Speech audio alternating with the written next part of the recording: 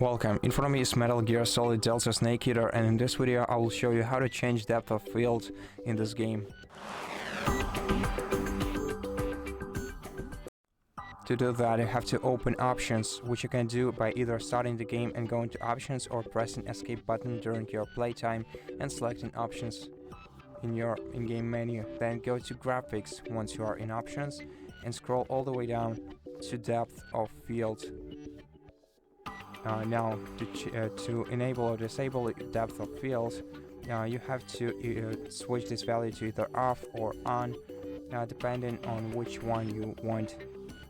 And to apply settings, simply press the right key of your mouse or escape button to leave this menu. Once you leave this menu, the changes will be applied automatically, and that's how you do it. So thank you so much for watching this video.